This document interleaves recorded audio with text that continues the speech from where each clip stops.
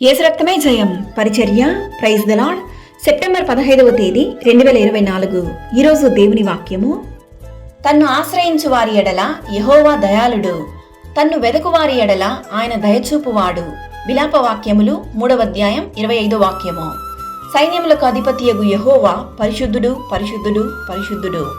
ఇశ్రాయేలీయులతో యెహోవా సెలవిచ్చినదేమనగా, నన్నాశ్రయించుడి, నన్నాశ్రయించిన ఎడల మీరు బ్రతుకుదురు అని. యెహోవా తన ప్రజలను ఎడబాయువాడు కాడు, తన స్వాస్థ్యమును విడనాడువాడు కాడు. యెహోవా దయాళుడు, ఆయన ఒక్కడే మహా ఆశ్చర్య కార్యములు చేయువాడు. యెహోవాను ఆశ్రయించుడి, ఆయన బలమును ఆశ్రయించుడి, ఆయన సన్నిధి నిత్యము వెదకుడి. ఈ వాక్యం వింటున్న ప్రియ సహోదరి సహోదరులారా, ప్రతి సమస్యను బట్టి లేక ప్రతి కార్యాన్ని బట్టి నీవు మనుషులను ఆశ్రయించక యేసయ్యను ఆశ్రయించు.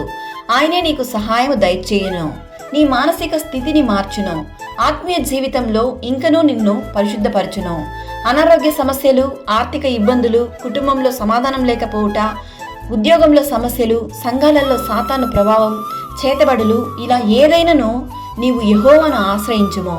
ఆయన దయచూపువాడు, ఆయన నిన్ను సిగ్గుపరచనివ్వడు. నీపై దయ చూపించి నిన్ను ఆశీర్వదించి దీవించును. నీ సకల సమస్యలన్నిట్లో నుండి ఆయన నిన్ను విడిపించును. సకల ఘనత మహిమ ప్రభావములు యేసయ్యకు మాత్రమే కలుగునుగాక. ఆమేన్. God bless you.